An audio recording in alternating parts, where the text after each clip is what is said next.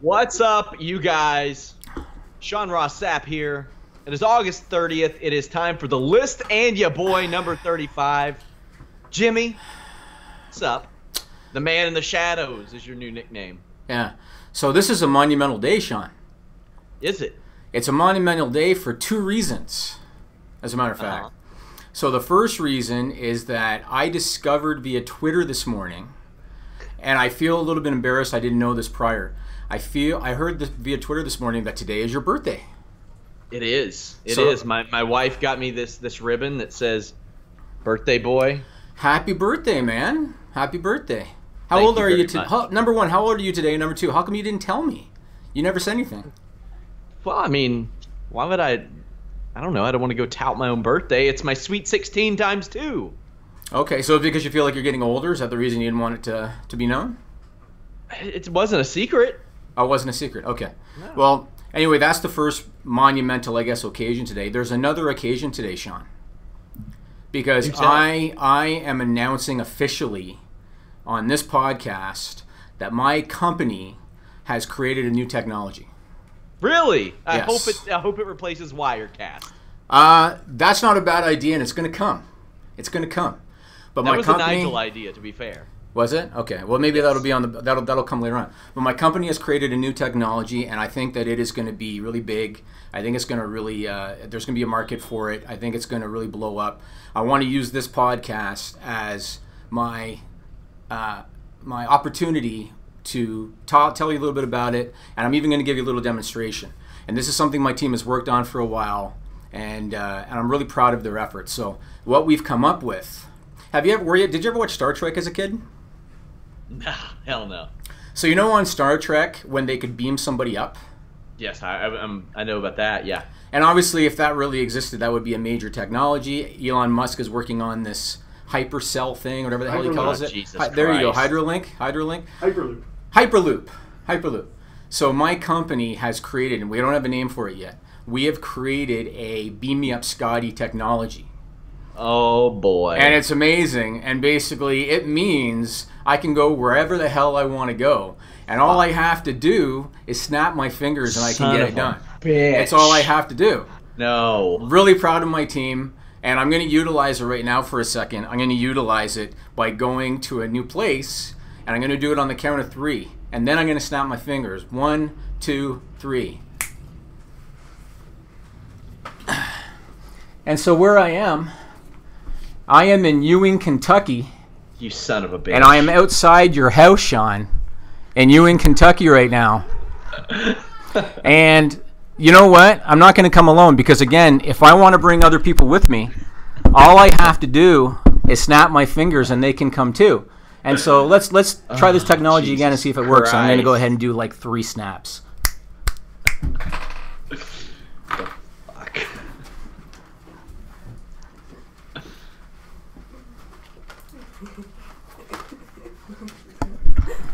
Oh, and what do you have to say Jesus to Christ. Mr. Sapp? Happy birthday to you. Happy birthday to you. Happy birthday, dear Sean. Happy birthday to you. Beautiful. Beautiful.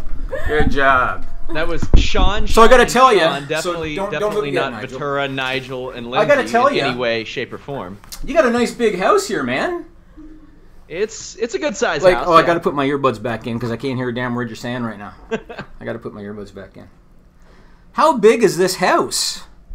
It's about 2,500 square feet. You've got like a U.S. flag out here, and you got a porch, and you know who I think I see over there? I see your asshole neighbor over there. Isn't he the one that was shitting on your lawn? The guy over there? No, well, his dog does. Oh, his dog does. You know what? He just gave me the finger. Go fuck yourself. All right? Sean's neighbor? Stop being an asshole. I'm going to leave you some bread out on your lawn, all right? Actually, go and eat that overnight. You are is facing my 84-year-old neighbor, Jane.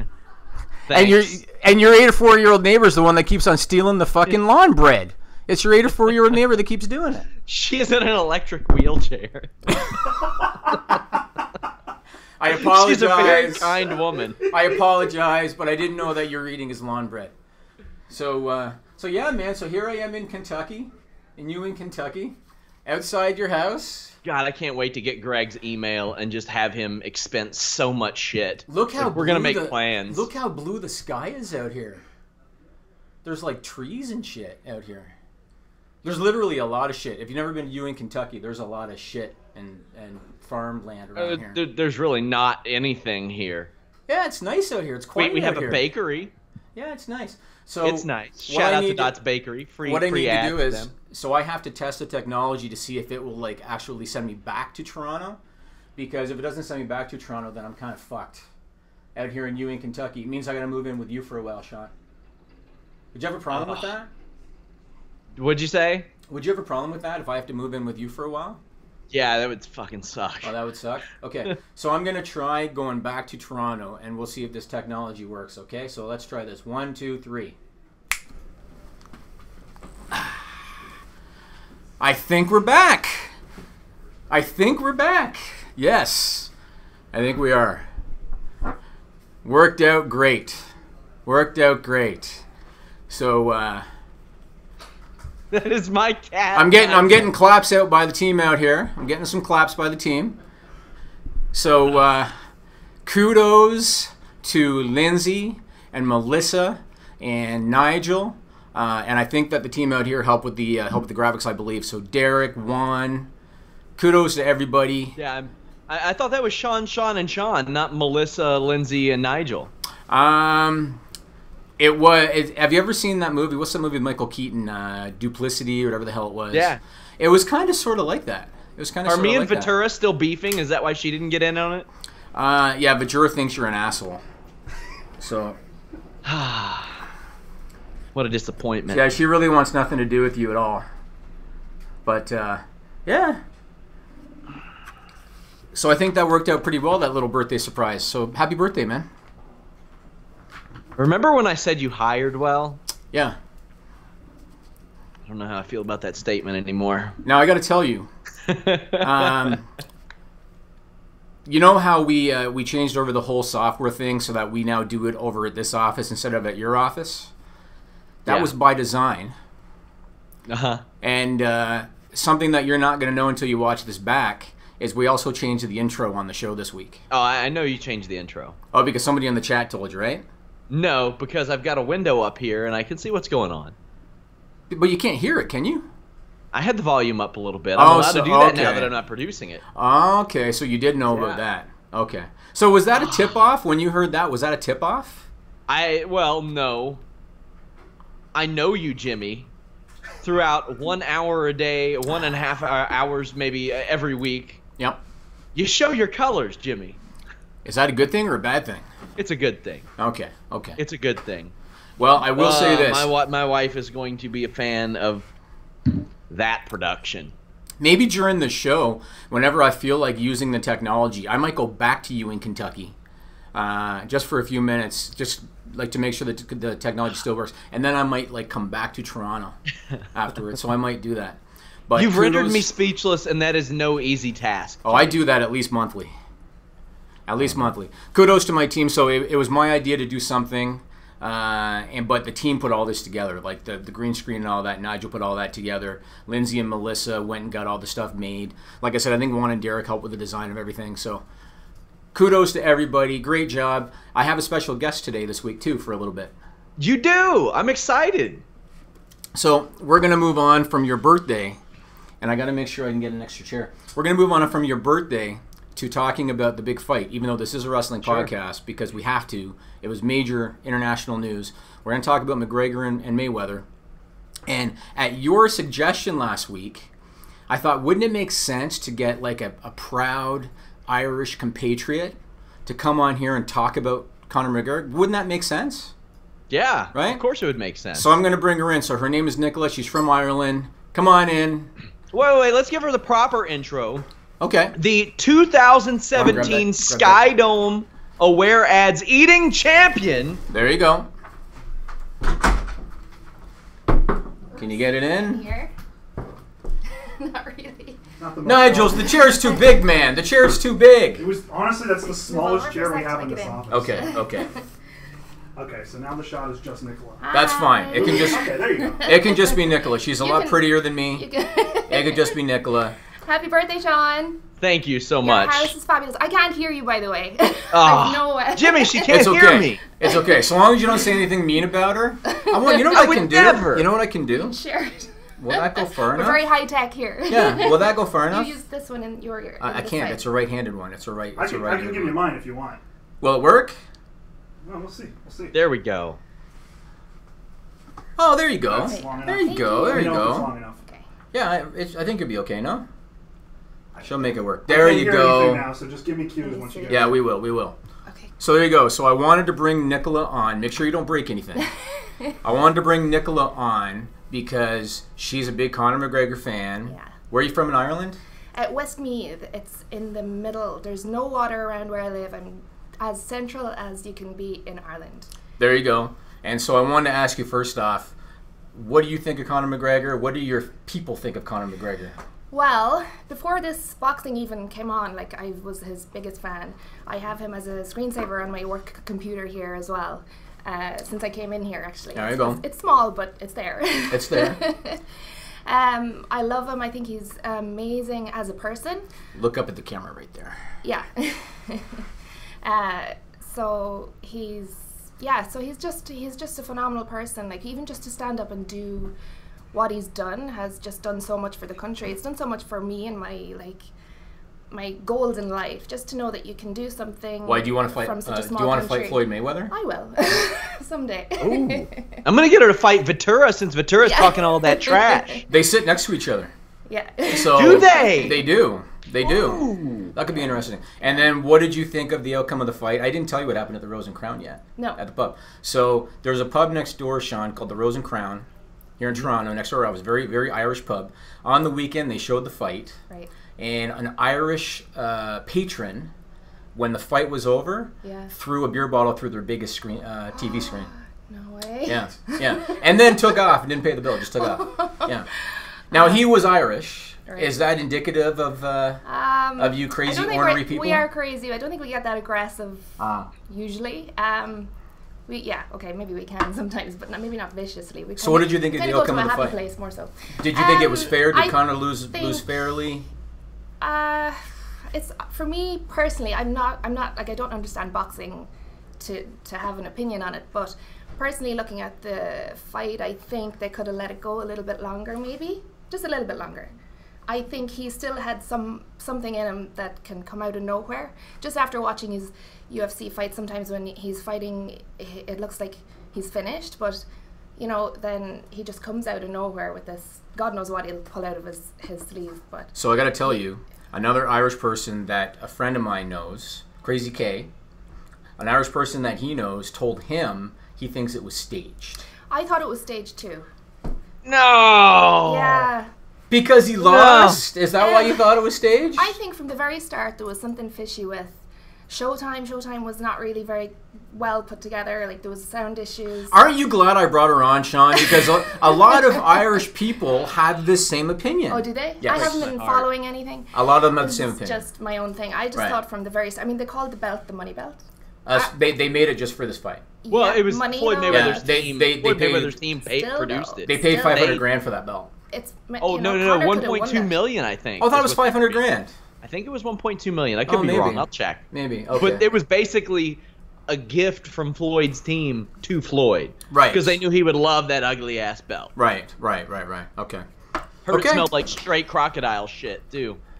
Did it? Because it used like leather or something, right? Like it's crocodile skin? Crocodile It's meant to skin. be Crocodile I skin. heard that it smelled like they just killed the alligator. Really? Threw it on there, yeah. Really? Okay. Well, I hope that you weren't too disappointed. I told you last week he was going to lose, right? Yeah. Told you. What did I told say? you be prepared. You said he won in life anyway. I said he won in life anyway, but I said even Which is true. before when you asked me would he win, I said it doesn't matter Right. as well. I mean, I'm behind him as a person and what he's doing. Right. And what he stands for, and just his confidence, and I just love everything about him. Right. He inspires me as a person Awesome. from what he's doing. And how am I as a boss? Oh my goodness, he is the best. Sean will agree. I do agree. Yeah. I do agree. There you go. Awesome. Well, thanks for Best joining boss, us. Yeah, except Thanks for joining these us. 10-minute preparation to come on a live broadcast. I told her. He does push boundaries. I just told her because I didn't want her. Because I knew you were going to overthink it and get nervous. Yeah. So I was like, I'm going to tell her before we go on. Yeah. That way you won't. So good job. Yeah. Next time McGregor does something big, I'll bring you on again. It's nice to know everyone knows where you live now, Sean. So Yes. In the world. Yes. Well, I can't put like my little flags next to my Twitter handle like you. It's not as charming when I do it. Right. Because people will assume I'm some kind of nationalist and rally against me. Yeah. There you go. Awesome. Well, thank you very much. No problem. Make sure you take the earbuds out. I will. Okay. Bye. Thanks for joining us. No problem. Jimmy, this will Good be job. on the short See? Not so hard. See you later. All right. Thanks. You're good right there. Well, this is going to be on the short list of my wife's favorite episodes ever because I knew this was going to be a good one today. I told my wife, because obviously my wife's busy with the kids at home, I told my wife, make sure you watch. My wife this morning said to me, what are you going to do on the show? And I said, you got to watch. And she said, you're not even going to tell me? And I said, nope. I said, you got to watch. Well, my wife is a fan of the shenanigans, and she's a fan of Nicola, as is anybody who meets her, obviously. Some Fightful people or Fightful viewers, readers, may recognize her from the video blog I did in Toronto. Yes. Where she put down that roast beef. Yes, she did. Yes, she did. Down. And Nicola is a sweetheart of a girl, too. And this whole, I kind of expected, because her and I did not talk beforehand, I kind of expected she was going to say she thought it was set up. Because, breaks my heart. Well, it's because other people I know from Ireland have said that. And so I thought she might as well. So there you go. So I think that a lot of Irish fans of Conor McGregor have that same opinion. Yeah, and it wasn't. It absolutely wasn't. He did exceptionally well. Yes. Everybody can say, Floyd, let him win the rounds. Hey, Playboys, he was enacting a game plan, and that game plan involved him starting out slow. Gassing out, yes. So had he went in there balls to the wall, if Floyd Mayweather fought in round 1 the way he did in round 9 and 10, we may be looking at a different kind of fight. Possible. But Floyd enacted a masterful game plan, and Conor McGregor won those rounds. So absolutely, I think he did exceptionally well, considering he was facing the greatest defensive boxer maybe ever. I mean, the one thing I will say is that Floyd, because Floyd is usually very defensive and he's a counter puncher, he's not usually the aggressor. When he decided in the 5th round to actually be aggressive, he landed pretty much whenever he wanted. Yeah. And I think it showed the skill level between the two. And I think that if he had decided, okay, in the 3rd round I'm going to get aggressive, I think he would have put Conor away earlier than the 10th because he landed whenever he wanted. But I agree. I think that his game plan was let him gas out because he kept on saying UFC 5-round fights 25 minutes. So he's like, let him gas out. I'm going to kind of ease on things for a little while, and then I'll turn it on later because Floyd is used to 12-round fights. It was a good game plan. Like I said, I do think that if he had decided to be aggressive earlier, he would have won it earlier because the skill level was far greater on his end. But you can't knock Conor McGregor. He did not look like he was outclassed. He didn't look out of place. He landed, 111 punches? Right? Yes. So I thought he looked pretty good considering he was an 0-0 boxer in that fight. But Definitely. He was clearly outskilled and outclassed by Mayweather. He impressed a lot of boxers, too. That's a thing that I think is kind of funny, that the majority of the boxers that I've spoken to and heard speak in the media were impressed, but regular people on the street are acting like he didn't do anything. Like some, I don't want to generalize. And that speaks wonders. And there is like an MMA versus boxing type of attitude towards this. Like they want to negate everything that Conor did. Conor was not going to win this fight unless it was in the first few rounds and by knockout. Yeah. Once those first few rounds happened and there was no knockout, you kind of knew the score. And really, most people knew the score before. Right. Because Floyd Mayweather is so good. We knew, I mean, you and I talked about it last week. It was going to be either a decision or a referee stoppage. And that's what we said. And I will say one thing. Boxing has a reputation of being very dirty, I guess for lack of a better term. And there have been, fixed fights in the past and payoffs and stuff like that. 2 things about this fight I couldn't help but question. The first was the referee on the when they were going over the the rules before the fight, and he was steering a hole through Conor McGregor. So like Floyd wasn't even there. Yeah. And that to me was suspect. It's like the referee was only kind of worried about McGregor.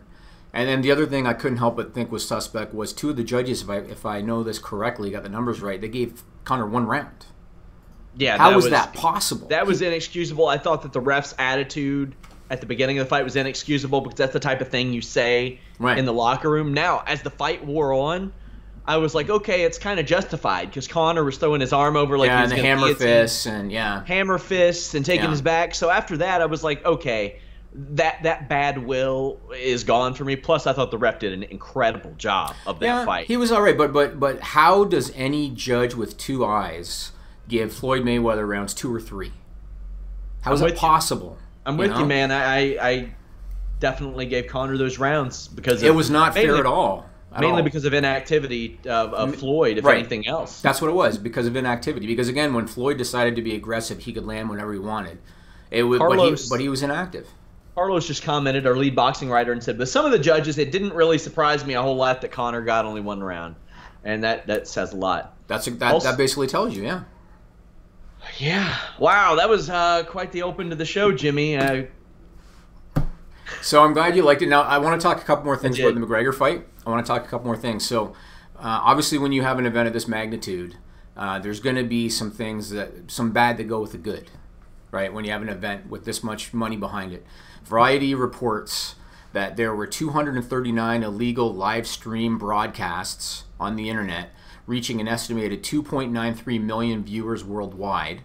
Plus, there were an estimated 445,000 internet users who downloaded the video of the fight after it was over, meaning that they lost potentially, because not everybody was going to order the fight, but they lost potentially $300 million in pay-per-view revenue. You knew that was going to happen. You and I spoke about how on Fightful there was a lot of spammers that signed up for the forum. At least 35, yeah. Right, in order to post streaming links. So we knew this was going to happen, but that's a massive number. Then the other thing that came out today that I think is just nonsense. You're always going to have these attorneys that are always looking to put together class action lawsuits because they're looking for an easy, cheap, quick buck, number one. And number two, they're looking to make a name for themselves.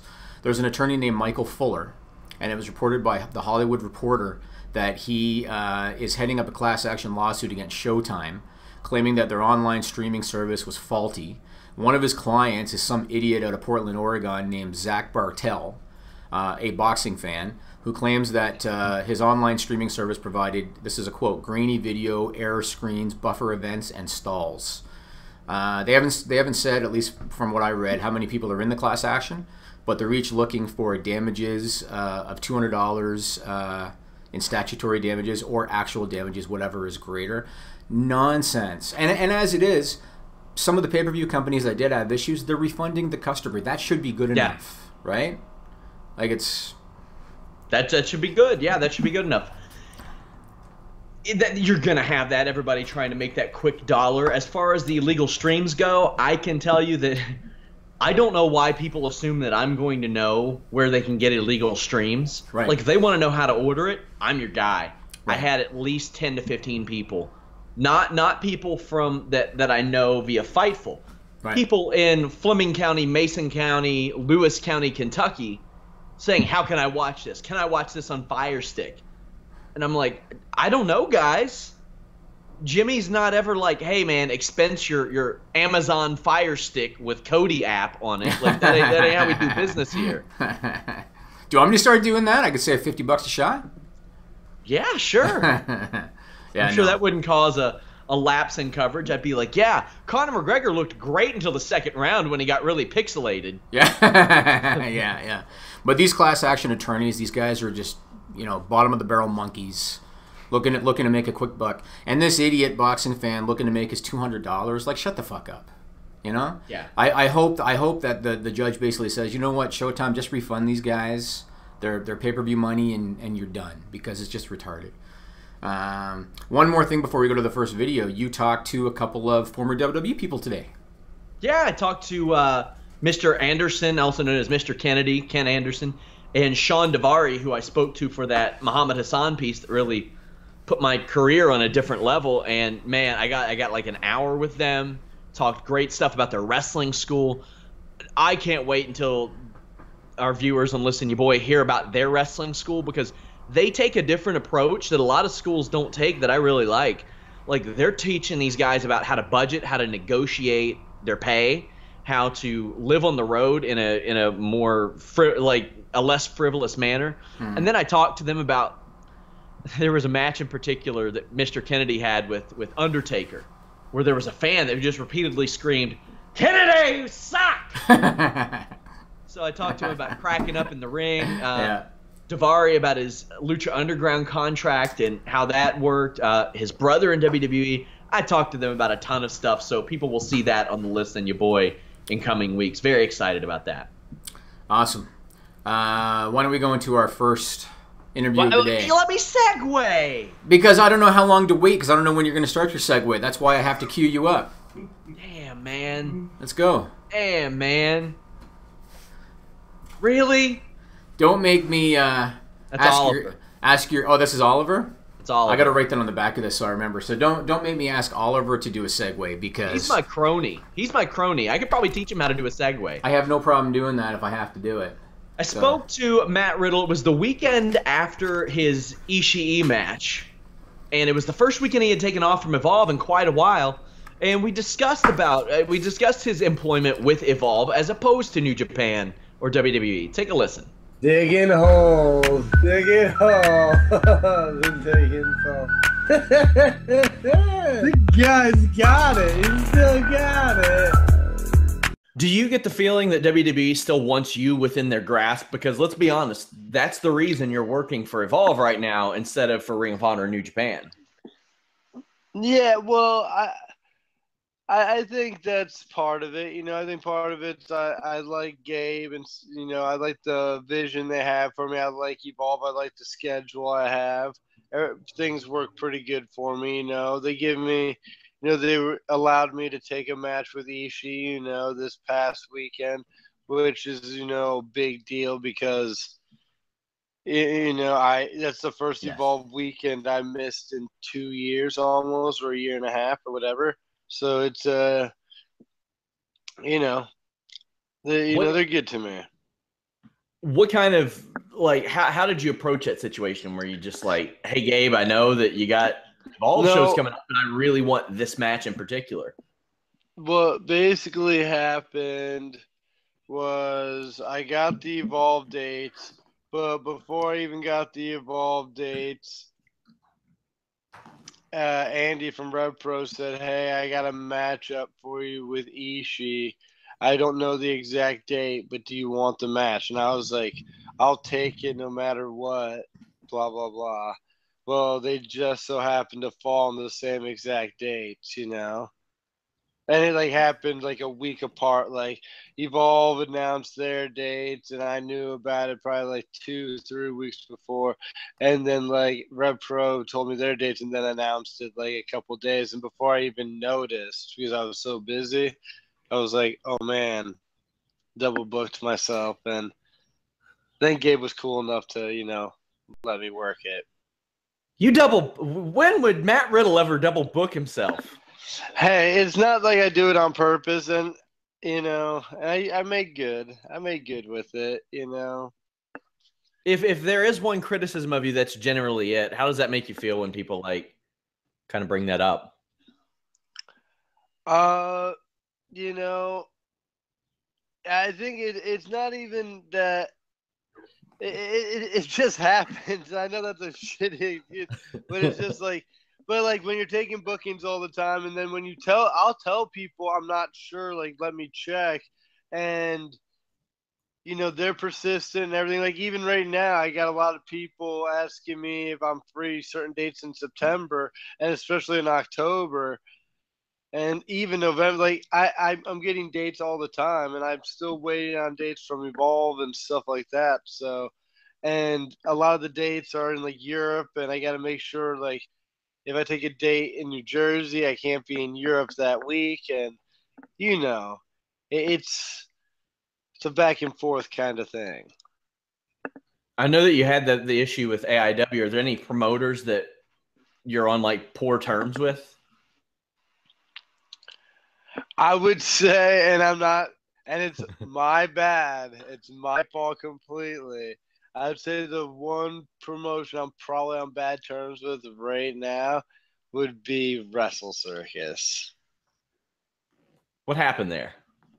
I thought I was not booked for a show, and they asked me like 6 times, like every form of media. You know, they're just being persistent, and I said yes, I'm free. And then like the next day, I realized I wasn't, and I was like, oh wait, sorry, I'm not. And then they were like, well, why would you tell us that? And I was like, well, I just realized, you know, because I didn't have the dates yet, you know. And then yeah, and I haven't heard back from them. So, but that'll happen. That'll happen. Have situations like that ever made you consider getting management or an agent or anything like that? Well, it really doesn't happen often. It really doesn't happen often. You know, like for the amount of times I wrestle, for the lack of miscommunications there are, you know, it's pretty decent. There's a quote that I saw where you said you don't think WWE might be ready for you. Do you still feel that way?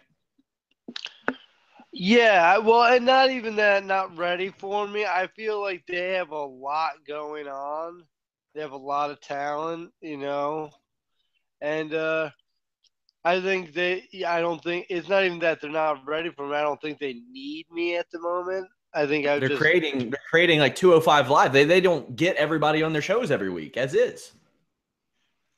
You know, exactly. You know, and they got all the brands and everything else. So I just feel like right now there's just too much going on. If I got added into the mix, it would be really hard to like really stick. And we're back. Oh boy. What's up, you guys? Duty! It's trash. How dare you?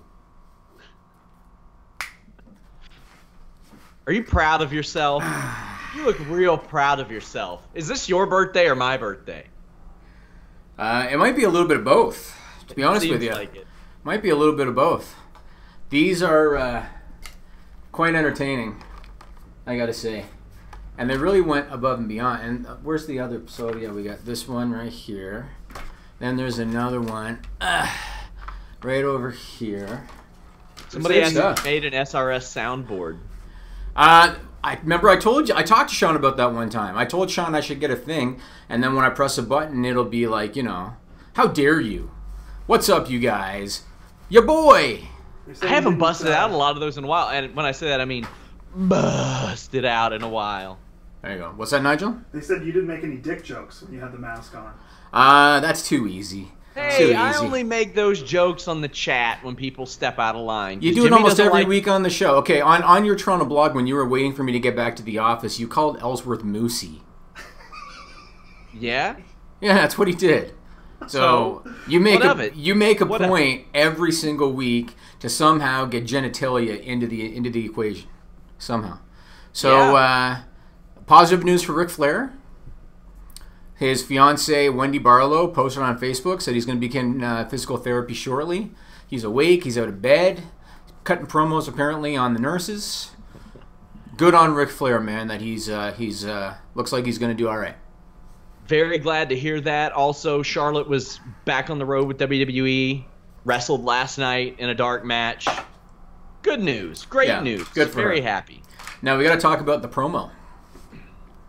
Yeah, but before that, I'm going to unleash this one on you. Yeah. Dana White is indicating, this is very early, around 6.5 million buys. Really? That would smash the record by like 2 million. Wouldn't even be close, yeah. Impressive. If that holds up, good for. I mean, if that holds up, Floyd's probably going to get close to 400 million. Yeah. So, oh yeah. And Conor probably 150. Yeah. Oh yeah. That if they got 6.5 million. Yeah.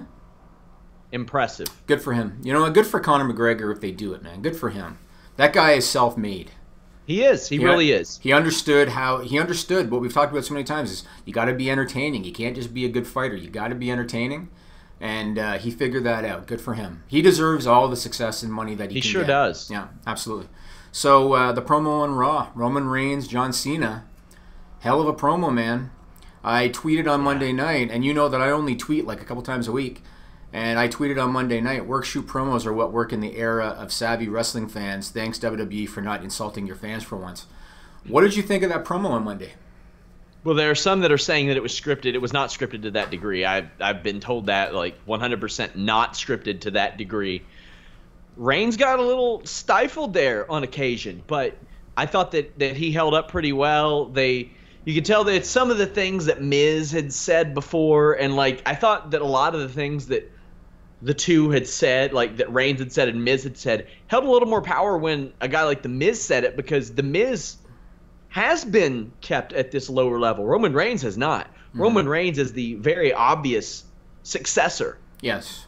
And well, yeah, I think that I'm a big fan of Roman Reigns' work. I think that them limiting him on promos to about a minute, maybe, exceptional move. Yes. It's went a long way in his character, and virtually everything since February I have enjoyed in the ring and outside the ring. I thought that he's been doing an excellent job. I think he's much closer to where they want him to be than he has ever been. I don't think you should have to carry a 15 and 20 minute promo if you're that guy. Just look at Braun. Braun's ready to be a top guy, and he doesn't. He can't carry a 3-minute promo. Look at Yokozuna. Yokozuna fit never very said a well. word. Never said a word, and he was probably the hottest guy of the early '90s. And then when he did, then it was all downhill from there. Basically, I was like 10 years old, and I was like, "What? He doesn't have an accent. What's going on here? What's going on here?" So I want to say this with the Cena promo. So first off, Cena's getting a lot of heat for something that he said. He said, in terms of getting over, he said, the fans hold the keys. They always have. They always will. And I thought that was a corporate shill type of thing to say. There's only two guys I can think of that would ever say that. One is John Cena and the other is Triple H. Because Triple H has said that when he had that story with Punk a few years ago. He said the exact same thing. And we know that's utter nonsense. The fans do not hold the keys. I must have missed that Zack Ryder main event push a few years ago, huh? Right? Do you remember a few years ago, Cesaro was the hottest guy at Mania when he dumped the Big Show and they killed him? Bray Wyatt, when he was at his hottest, cut the legs out from underneath him. It's utter nonsense, and I think that most wrestling fans, one of the reasons I like this promo, as I tweeted about on Monday, wrestling fans this day and age are very informed. And they're very educated. They read the internet. They know what's going on behind the scenes. One of the reasons why I don't like it when they do storylines that are just, to me, an insult, it's because wrestling fans know what's going on. When you try to portray Jason Jordan as Kurt Angle's son, everybody knows it's bullshit. That might have worked in '87. It doesn't work in 2017. And so to do a work shoot promo like that, that's what people appreciate, because people hear about the behind-the-scenes stuff. I questioned why they would put Roman Reigns in that position, because there's really nobody on the roster, including The Miz. There's nobody on the roster that can go toe-to-toe with John Cena in a promo. Even The Rock, when he came back, and The Rock obviously is upper tier, The Rock struggled when he was doing promo segments with Cena, to the point that he wrote stuff on his arm. And that's The Rock, right? So I questioned when I was watching this segment, Roman Reigns is the guy you've been building for 3 years. He's been the guy that's supposed to be the heir apparent. You put him in 3 WrestleMania main events. Why would you feed him to the wolves and put him in a segment with Cena where he's going to get eaten alive? And that's exactly what happened. And you know that even though it wasn't scripted word for word, clearly they were given direction and they were given the freedom, right? As soon as Roman stumbled over his words, Cena was on him like a hawk. And I was just thinking, why would you do that? If this is a guy that you're trying to build, why would you make him look inferior, which is exactly how he came across. He came across like a second-rate John Cena at the end of that segment. And I think that John Cena facilitated a lot of that. I think he made both of them look bad. I think he made Roman Reigns look bad, and then I think he made himself look bad, especially after the way he came and showed up and acted towards The Miz last week. I agree. The Miz showed up there and got a giant pop for saying something that a lot of people agreed with, and John Cena treated it like a joke. Right. And like I said the night before, when John Cena rolled out of the ring and put that cowboy hat on when he was facing Baron Corbin, he was telling the crowd and the world, don't treat this very seriously, because I'm not going to either. This guy isn't worth it.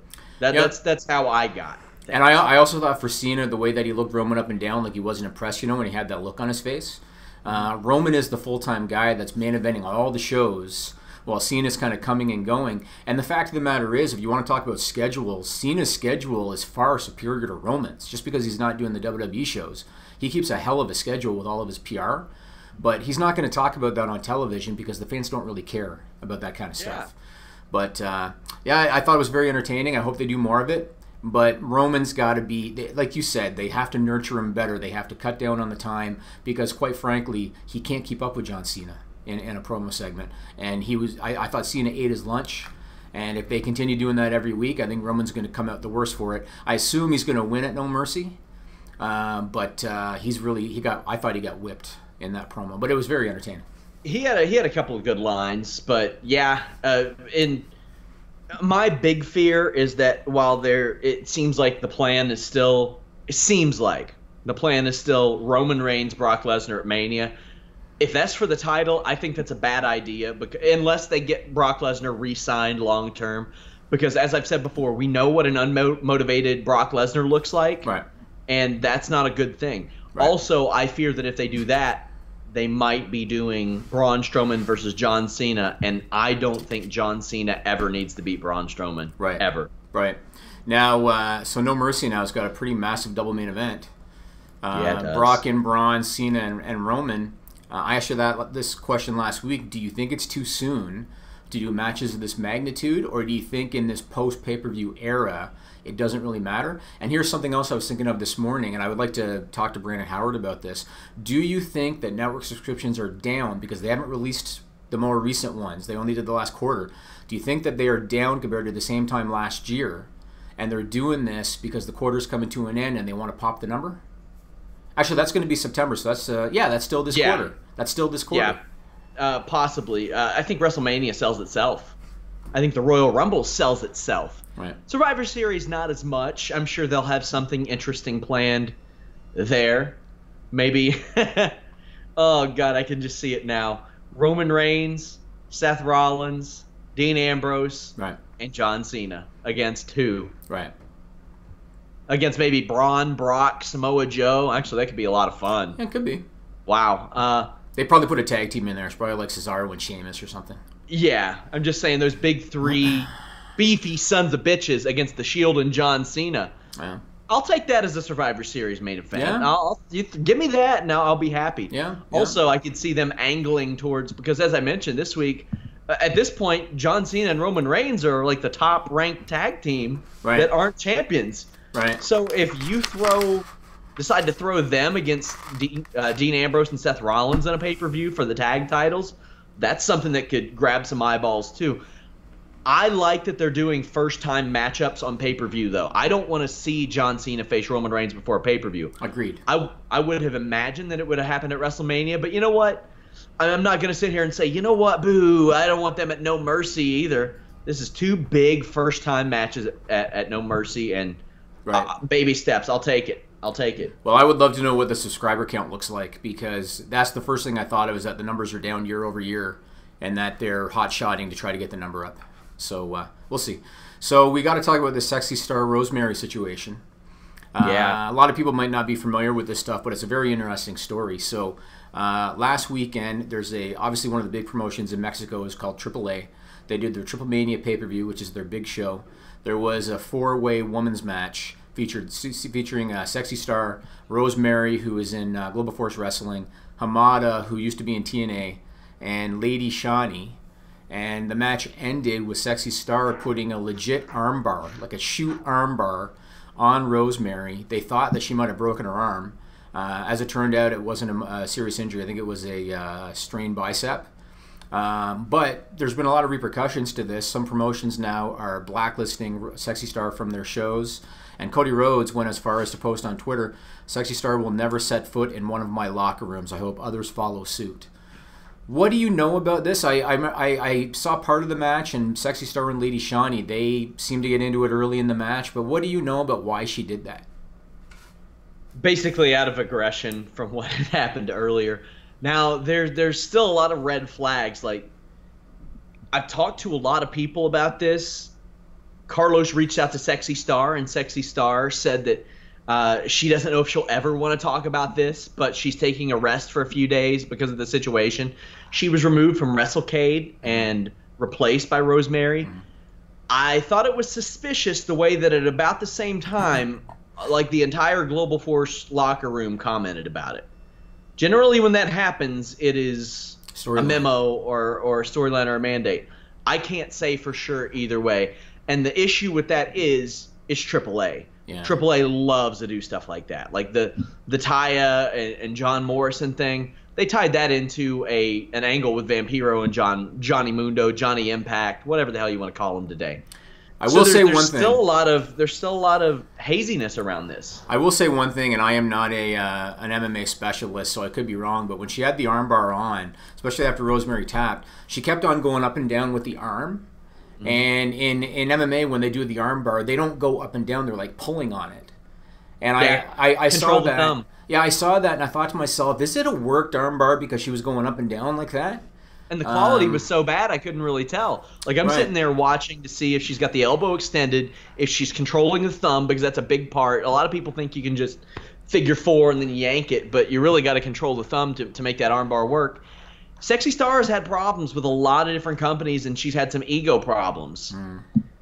And she's had her foot out the door for a while because she wanted to be a boxer. But I guess we're going to find out. But yeah, it's an interesting story. So who was it on the chat that said, how come Jimmy didn't talk about male genitalia when we did our little intro and opener? Who said that? On what? Remember you said, didn't you say that somebody said, how come Jimmy didn't mention penises? I think that was Electric Funk. Electric Funk. Okay. Sounds like him. So Electric Funk will appreciate this then. So as Sean knows, we have shifted our strategy when it comes to marketing at Fightful.com. Yeah. It's working pretty well. It is actually going very well. So what we were doing was we were doing paid media, which is what my main core business does. And we were spending thousands of bucks a day on Facebook and Google and all this stuff. We discovered that just wasn't working. Users are too familiar with ads. They're desensitized by them. Wasn't working. So what we did was we have now gone into SEO. We've drastically scaled back on our paid media, putting that money into SEO, and we're seeing the results. Our traffic is up, and yet our paid media is down. And I got an interesting stat today, and Sean already teased it on Twitter. So we were looking at what are the top keywords that's driving traffic to Fightful.com from Google. And over the last 3 months, there are two specific keywords that have seen an increase in traffic to the tune of 84.3%, meaning that over the last 3 months, these keywords have been searched for 84% more of the time, leading to a click onto Fightful.com. The first of those keywords is AJ Styles versus Roman Reigns Extreme Rules, which I guess is understandable. Even though Extreme Rules is in the past, I guess it's understandable. Yeah. The other one is, go ahead and say it, Sean. John Cena's penis? John Cena's dick. Oh, even more explicit. That's quite the thing to, on your birthday, walk over to your computer and see a message from Melissa about. Yeah, as opposed to seeing it from a friend or family member. Yeah. I mean, I at least have to answer to it when it's Melissa. Which is what Sean does every other day, Nigel. That's where I was going with that. Right. Yeah, he got that. Yeah. So can you believe that there are people searching for the keyword John Cena's dick that is sending like a bunch of traffic to Fightful.com? Oh, hell yeah, I can. Are you kidding me? Kevin Owens nudes was one of our tops at one point. Yes, it was. It's very interesting. So how's our time look today? What is your favorite John Cena penis moment? The only one I know of is Trainwreck. Yeah, that's the only one I know of too. What else is there? I think that's it. Although Alex is off the track with A-Train articles, as Melissa said, are the gift to keep on giving because they stay relevant. That's right. That is true. So shout outs to associate editor Alex Palowski for that one. I think his piece of the Mark Henry thing, that was Alex's, wasn't it? Yeah. And it just showed up on Reddit yesterday, and it was from Mark June. Henry's piece is not Alex's. Ba-dum-bum. So on that note, let's go to Stupid People, Nigel. All right. This is a stupid song, it just goes on and on. You might find some meaning, but you would... I couldn't hear it this time. Yeah. Okay. So first off, once again, kudos to Trevor Strong, trevorstrong.org, for the usage of the stupid song. I'm always looking for good ones for you, Sean. And I got a couple good ones for you this week. So I want to say first, for anybody that might be new to the show and you might be wondering, why are you guys doing a Stupid People segment in the middle of a wrestling podcast? This used to be a segment about WWE's weekly excessive usage of stupid nicknames. That segment ran its course because they just won't give it up. And so we segued into a Stupid People segment instead. Next week, though, we do have Gisberto Guzzo counting the number of on SmackDown. Okay. We'll put that in. Shout out to him for that. There you go. So this first one came out on August 22nd, reported by KRCR Channel 7 News in Redding, California. This one is unbelievable. They reported that there are people that are getting treatment for blurred or impaired vision because they put sunscreen on their eyeballs in order to watch the solar eclipse without protective glasses. So there's always that person. People, who Sean. is like, people. There's always those people who are like, you know what? I can deal with this. I can handle this. In my case, it's our president. So hey.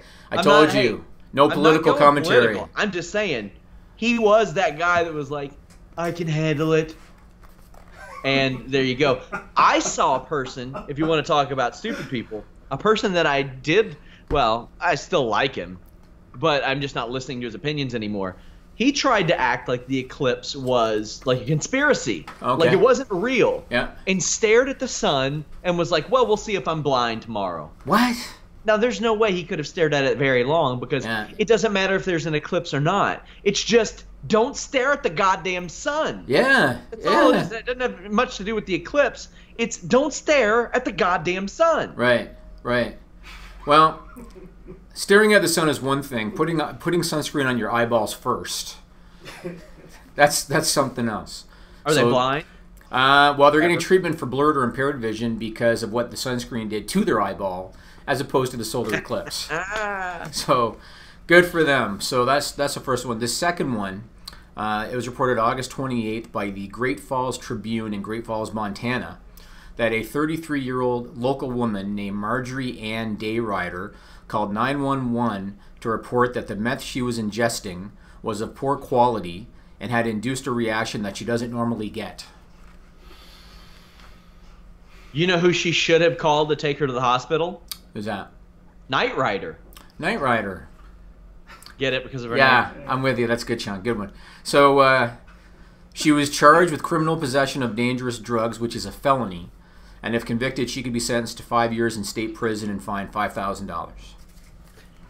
Do you want to hear a story about a time my car got tested for drugs? If I say no, can we move on? Sure. Go ahead. Tell me the story. For some reason, I had a pack of powdered soap in my car. Why? I don't know. It was like a detergent pack. You just take it, you throw it in, and I think I was moving stuff. Okay. It exploded in my car. It got ripped open. It got caught on something and popped. I get pulled over. I'm sitting there for about an hour and 15 minutes while they call in drug dogs, while they call in, a test and all that stuff. Right. Yeah, that was a bad night. Did the little blue dots in the detergent not tell them this might not be cocaine? It was straight white powder. Straight white powder. And it didn't smell like detergent to them? It had to. I think they were just fucking with me at that point. Yeah. That's good. So let me ask you this question, and I know that Nigel's going to know this one because of his trig tent work. Do you know what a SJW is, Sean? Of course I do. Me and Anna and Alex and Jeff, virtually anybody who has a glimmer of compassion about any subject at all has been called one. Okay. So it's a social justice warrior.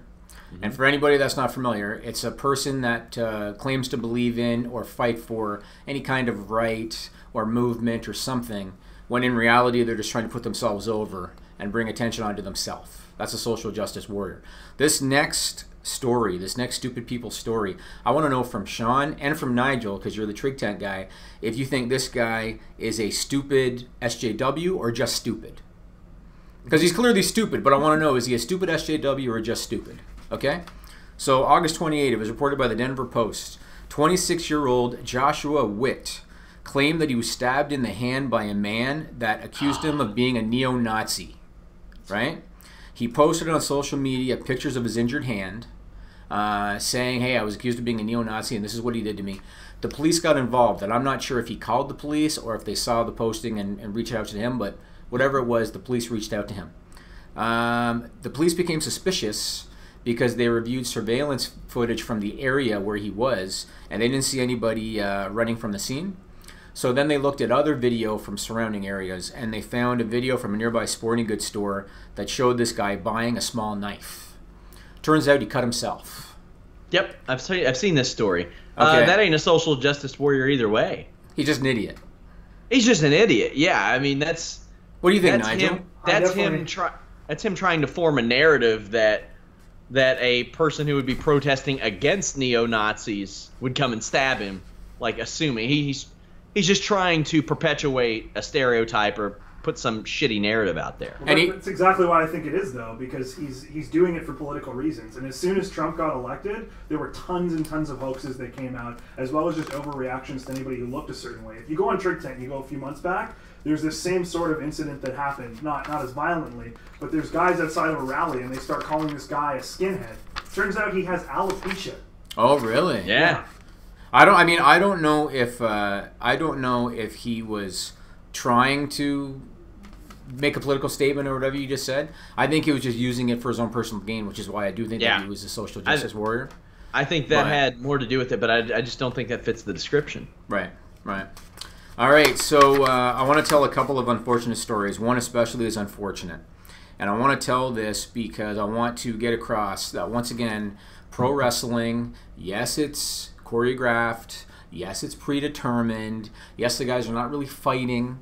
But pro wrestling can still be a very dangerous activity.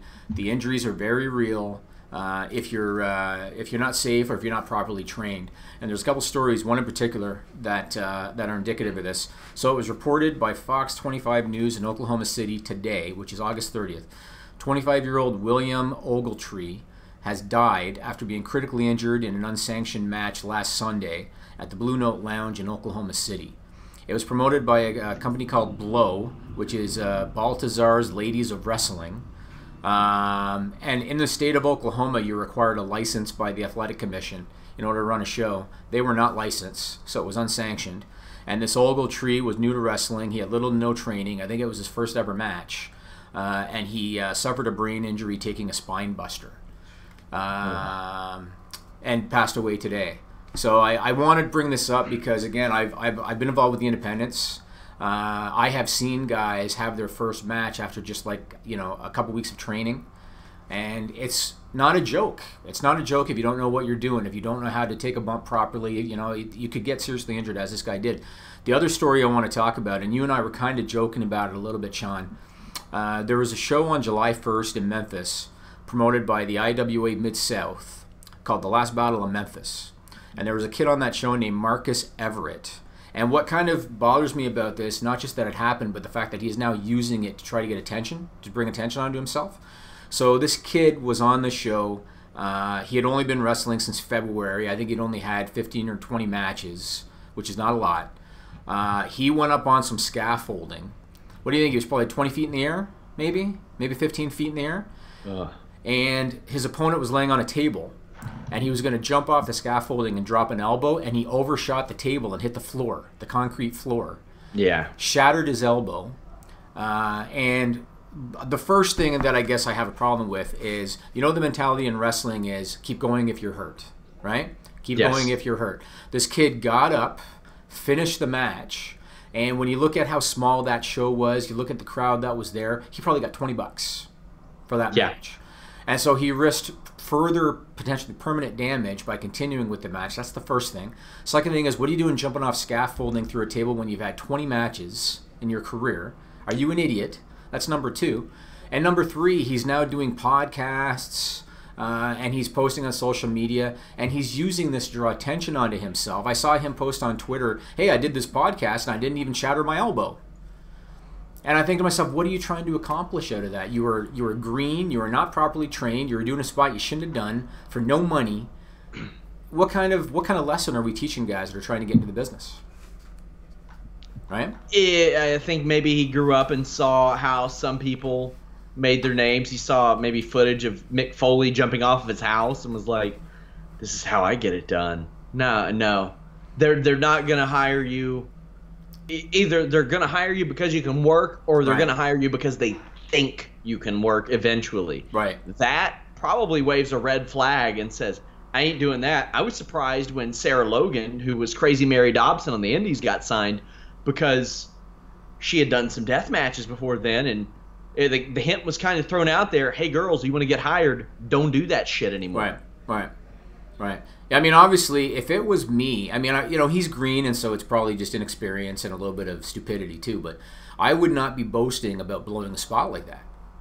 Like, how is that going to benefit me, and how is that going to get me bookings outside of that one promotion? Because he's only ever worked for that one promotion, because I assume he's from Memphis.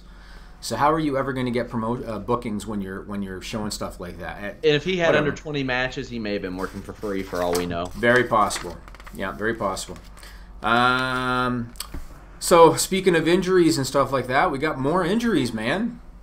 Yeah, guys, always stay tuned to the Fightful.com injury report that we keep going. There aren't any other websites that do that, so definitely check that for constant updates. But Xavier Woods sprained his MCL. He'll be out for anywhere between 1 to 4 weeks, so he says. And Samoa Joe tweaked his knee, looking like 4 weeks. I'll ask you this, Jimmy. Do you think he's back in time for No Mercy, or do you think they have him sit that one out? Let me see. Today's the 30th, and that's on the 24th. Best case of running. Be a good idea. Yeah. Hey, that's a good way to get a non-finish out of Samoa Joe or Roman Reigns and John Cena. Especially if they are thinking Survivor Series. Yeah. Have him do a run-in. I mean, Xavier Woods, with that knee injury, he was on SmackDown Live in a knee brace. He didn't wrestle, but he was there in a knee brace. Mm-hmm. So if Joe's prognosis is 4 weeks and the show's about 4 weeks away, they could do something.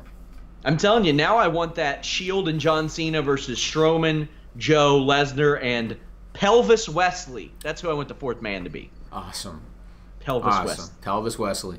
And some Asuka news, or as Kurt Angle says, Asuka. Yeah.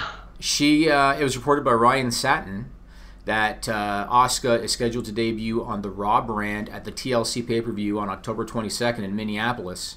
I think that was by James McKenna, wasn't it? I think Satin reported it first. Okay. I think. So, what do you think? A program with Alexa Bliss? Think that's where they're going to go? Oh, man. I can't wait if they do that. Alexa Bliss and her facial expressions as it pertains to Asuka. Right. That's going to be some money right there. Do you think... Sorry, I was going to say, do you think they're going to put the title on Nia Jax first and then have Asuka battle her instead? I would be cool with that. That would make a pretty big impression to Raw viewers if she stepped in and, I don't think just beat Nia Jax. Right. I think she should beat the living shit out of Nia Jax. Right.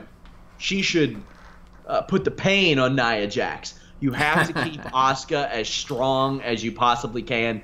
She is a phenomenon. And when she was hired, it was the Ty Dillinger situation. They never had plans to really bring her up. There were never they wanted her not necessarily a player coach like they expected out of Ty Dillinger, but one of those it'll be a trial by fire, and these girls will have to get better because Asuka will make them better. Right. And she was so good that she forced WWE's hand. Right.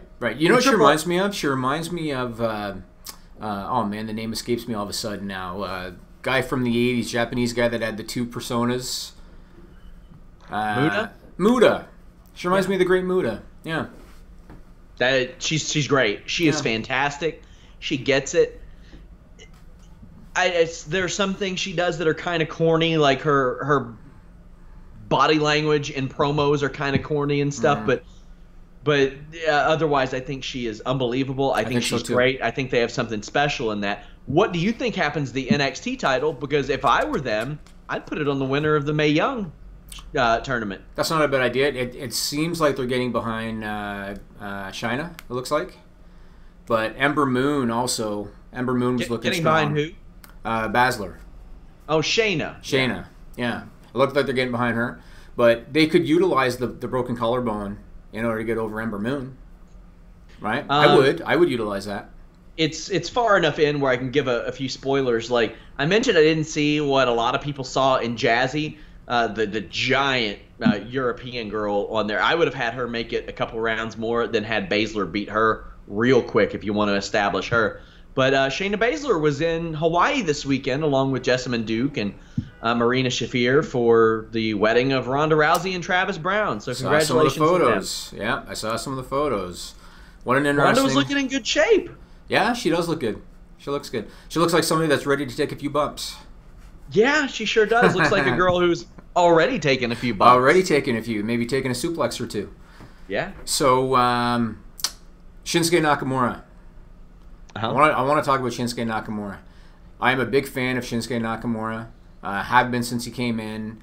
We've talked about him on the show. He's got a presence about him. He's got a charisma about him. His entrance is arguably the greatest in the company right now. It looks like they're going to give him another shot at Jinder.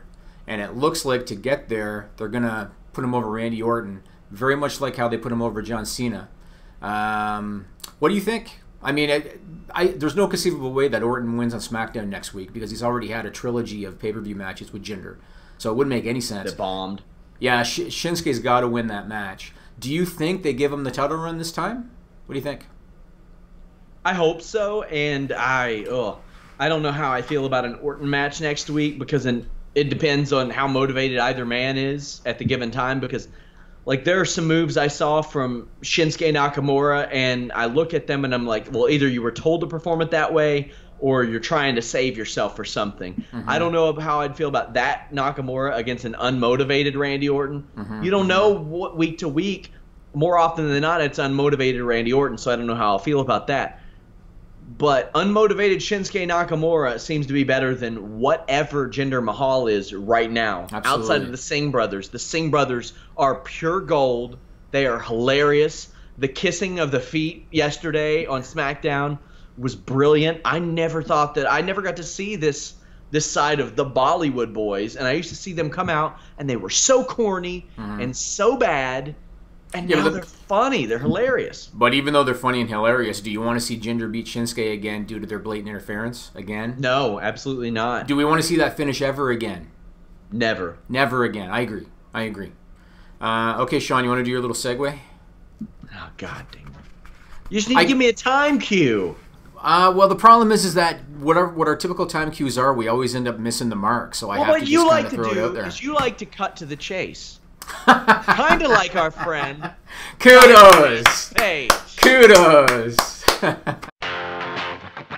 Self high five.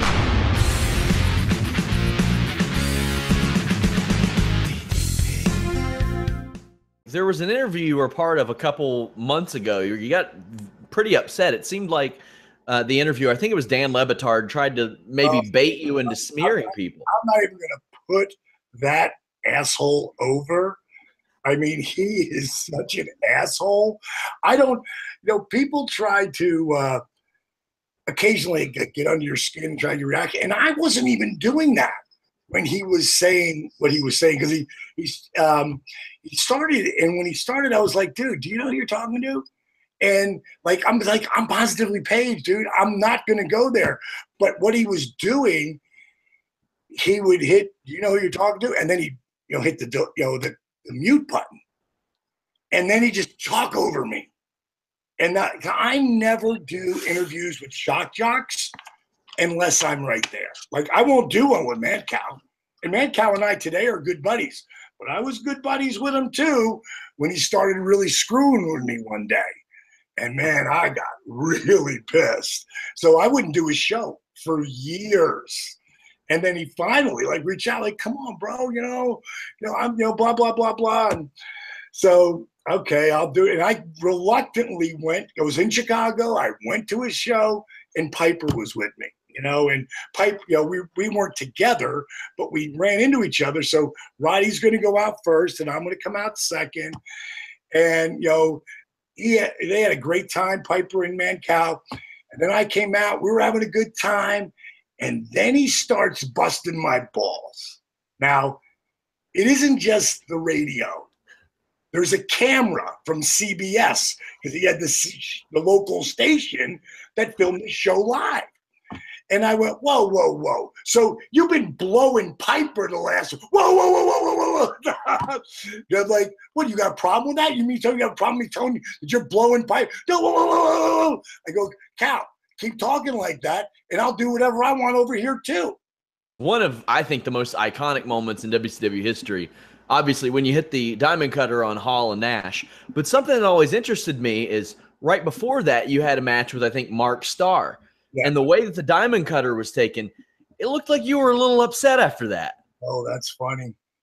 I actually had Austin look at that because they were letting me pick whatever I wanted for the very best of Nitro. I had a lot of influence, and anything I want to put of myself in there, I go, no, I don't want that. Okay, I like that. And that's the moment right before the NWO comes out. And I've had some great matches with Mark, because I would always give him a hell of a match, even though I knew I was going over. I want to make him. But that night, they took us from 12 minutes to 10 minutes to 8 minutes. By the time we were ready to go out there, 4 minutes. And I was so mad because I want to go out and have a match with Mark. And Kev's like, Terry tells me, and man, I cracked. I was like, Kev, what the fuck? And I just went off. 4 minutes. He's like, Dally, what do you always tell me to do? I go, what do I always tell you? Breathe. He's like, just breathe, man. He goes, what are they going to do? Cut us short? This is the angle, and he goes, go out there, man. Just beat him, bro. Tell him we got to go home fast and beat him. See you out there. This is your night. And I went out there and told Mark, got to go. And he knew the spot, so I think he just was improv. I don't know what he was doing. I'm sure he wasn't trying to screw with me. He was like, he just was going. So what happened is I shot him in the turnbuckle, and I called bank shot diamond cutter, which means he hits the buckle, I hit the rope, bounce off and catch him, bang. Well, he hits the turnbuckle, I'm hitting the rope, and I see him like doing a Ric Flair, like doing the face bump forward. I'm like, what the fuck are you doing? And I jumped through the air, and I probably caught him about 2.5 feet from the ground, hit it perfectly, and the place popped, but I didn't hear that pop. I was like, that's not the way it's supposed to go. Because I can be a bit of a perfectionist. And I said to Steve, I go, Steve, what do you think about that? He goes, well, kid, a win's a win. I'd keep it. I was like, okay, I'll keep it. And Mark's an awesome dude. And he was a hell of a worker too. He could really go. So I was more bummed out going out there, not bummed, but pissed that they cut the time, because me and him could really get the crowd going, especially since he was more of in the enhancement angle.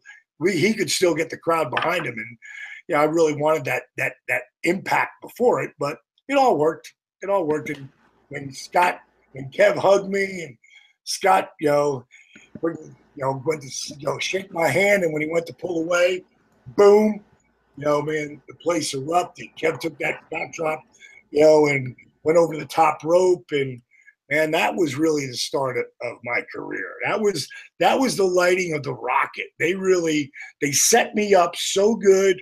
I helped both of those guys so much in our careers, and they wanted to do the favor, because we started that angle 10 weeks before. It was supposed to do in 3 weeks, and then they take it off the TV. And they took it off the TV. And by the time it actually happened in New Orleans, it was like it was supposed to happen, but that's not the way it was planned. If it wasn't for Nash and Hall, it never would have happened. Son of a bitch. So we're back in Ewing, Kentucky, back outside Sean Ross Sapp's residence. Never ends. I needed to try a new part of this technology to see if it would work. And what that is you bring guys from other locations to bring them in just to see if it would work. And it did. And so hold on a second, because he's a little bit scared to be on camera right now. One sec.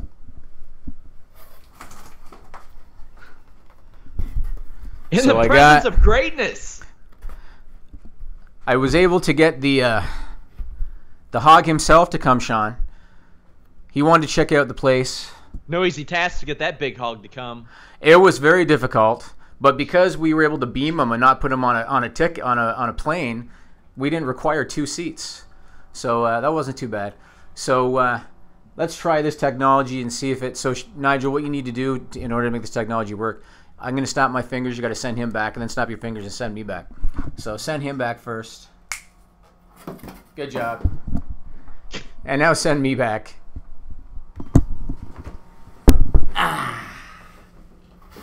There we go. Oh. What is the white silhouette back there? Now you can put my face over Virgil and Ellsworth. What was that? Now you can put copies of my face or my cat's faces over Virgil and Ellsworth on a week-to-week basis. Yes, I can, and yes, I will. Fantastic. I absolutely can. So, a couple things before we wrap. So, first off, Baron Corbin. Yeah. Now, I'm not going to lie, Sean. If this was somebody that I thought was marketable, and if this was somebody that I saw money in, I would not be amused to see him treated like a buffoon. But because it's Baron Corbin, I find it a little bit humorous. But my question for you is, do you think this is going to lead to a U.S. title run for him? No. You don't think so? Nah.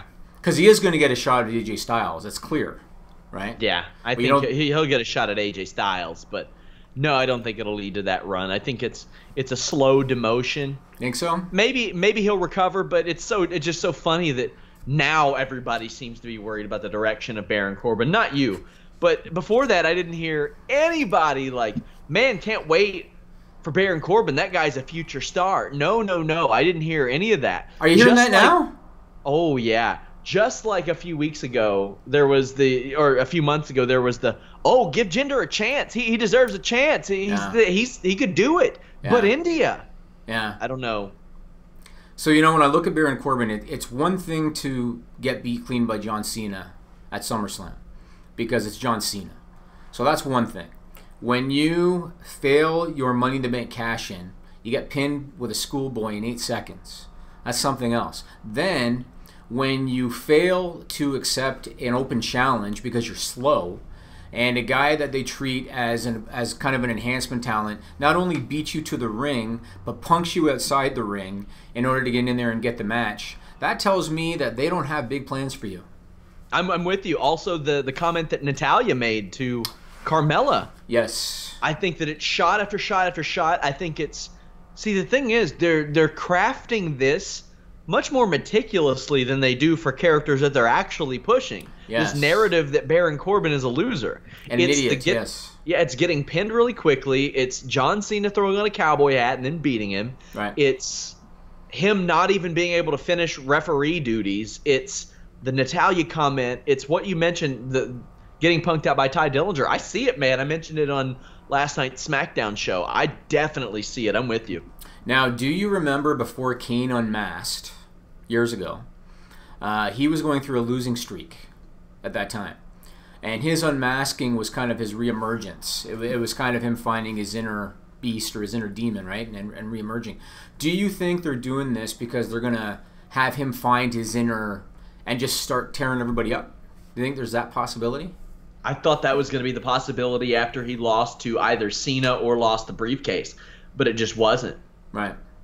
So, I mean, anything's possible, but I think that it's so easy to book a revitalization of a character, right, like a Rusev, like a Baron Corbin. Just have them. You got a lot of people on SmackDown that you can use in that role. Like Ty Dillinger and Sami Zayn are two of the best because people like them. Absolutely. And they're not hurt by getting beaten. People are going to like them no matter what, whether they win or lose.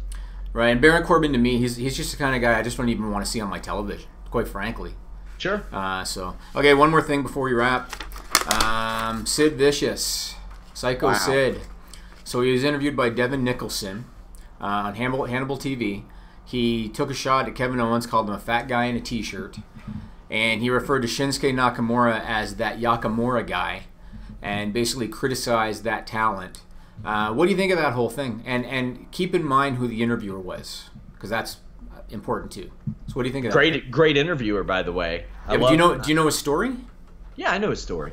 And so to me, I think part of, because when you listen to the interview, Devin was as critical as Sid Vicious was. Devin also called Kevin Owens a fat guy in a t-shirt.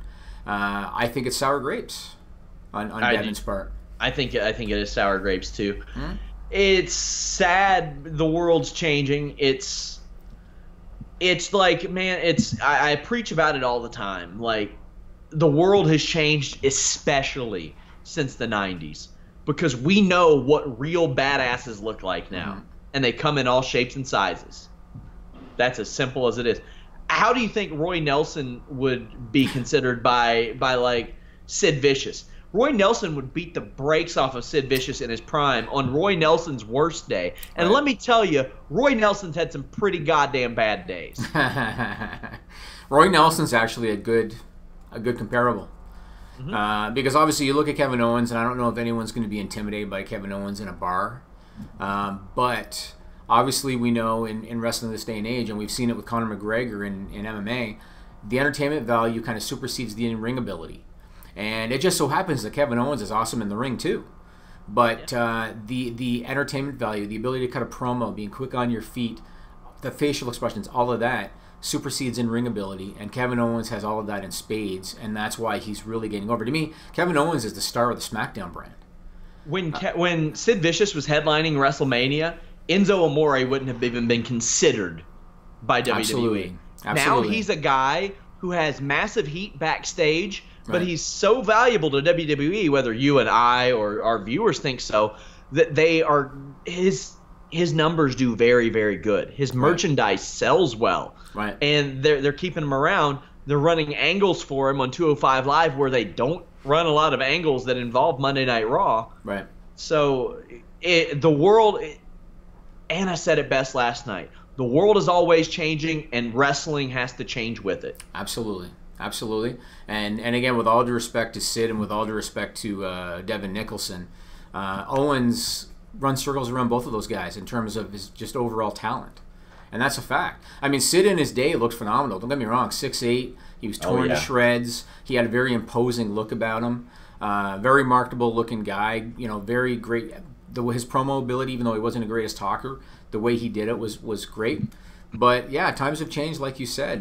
The muscle heads, 6'7" muscle heads are a dime a dozen now, which is the reason that Baron Corbin, because all he has is height, is not getting over. He's a perfect example of that. You need more than that now. Baron might not have been considered in the 90s. Possible. Because of his physique. Not his motor. His motor's up there. He can go and not get tired, former NFL player. Right. But his physique may have kept him out of it. Right. It's just changed, and that's why whenever I see people say pro wrestlers used to really look like they could beat somebody up, and I'm like, oh, or used to look like pro wrestlers, I'm like, what does a pro wrestler look like? Right. What does somebody who can beat you up look like? Right. Because I've watched with my own two eyes 14 and 15-year-old featherweights immediately within like a minute and a half submit their 280-pound strength and conditioning coaches from their football team that come into the gym to train with them and do MMA. It's just different. It's just a different world. You never know who can go until they go. And here's the thing. It's a work. It's true, too. It's a fucking work. It's Jimmy, true. If me or you popped up on WWE TV and we're booked to have the death touch, we poke somebody and they fall over. That's how they write it. That's how they write it, man. It's a fantasy world. Speaking of popping up, so I'm done with the list of Jimmy Van this week. I'm done. So do you want me to beam back over to Ewing, and then we can go up for some like chicken and biscuits and some Monster Energy drinks? Chicken and biscuits. Well, here's the Monster Energy. I'll be honest with you, man. There ain't anywhere within an hour of me that has good chicken. No? Okay. I gotta go to... Nigel, can you beam me back to Ewing? Beam me back to Ewing. Oh, boy. Okay. And then, yeah, let's. I'm waiting outside for you, Sean. I'm outside your house. So, hey, will you give away that stray cat on my porch? Right there by the door? Hold on a sec. Hold on. Get the fuck out of here. Hey! Go shit on somebody else's porch. Sir, we feed the cat. We're just trying to find a home for it. So I'm going to wait out here for you. Wrap up the show and let's go. Let's go grab a bite somewhere. Let's go get some bread and leave it on the neighbor's lawn. And sorry what I said earlier, lady. I apologize.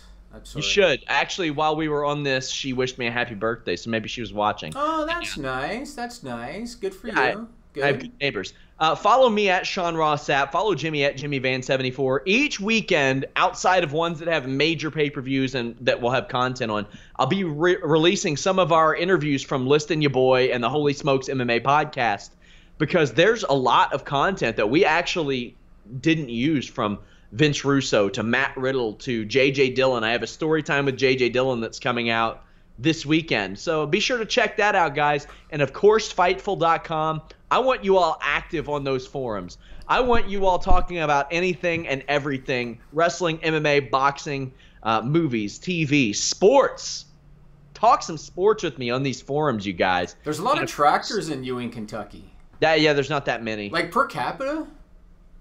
Per capita, there may be a couple. I've seen like 6 already. Oh, which way? Do you see the post office? Well, I've been too busy flirting with your 84-year-old neighbor. Yeah. So I'll worry about the post office later. I don't have anything to mail right now anyway. Hurry up, because I want to go grab something. I'm waiting outside your house. I feel like, a potential burglar or something. You're so proud of yourself. You're so proud of all this work that you had everybody else do. I don't know what you're talking about. I'm waiting outside your house. I want to go. So let's go grab some, food or something. Oh, man. It's a nice house, man. It's big. Yeah. Until next time, guys, we're out.